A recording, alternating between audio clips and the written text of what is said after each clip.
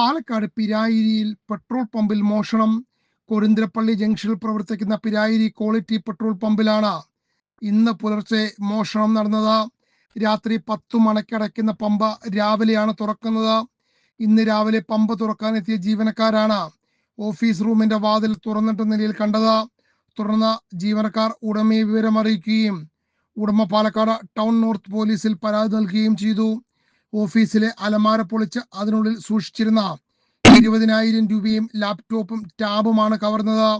പുലർച്ചെ 4-നും 5-നും ഇടയിലാണ് മോഷണം നടന്നതെന്നാണ് CCTV ദൃശ്യങ്ങളിൽ നിന്നും മനസ്സിലാകുന്നത്. 2 പേരാണ് മോഷണ സംഘത്തിൽ ഉണ്ടായിരുന്നത്. പാലക്കാട് ടൗൺ നോർത്ത് പോലീസിന്റെ നേതൃത്വത്തിൽ അന്വേഷണം ആരംഭിച്ചു.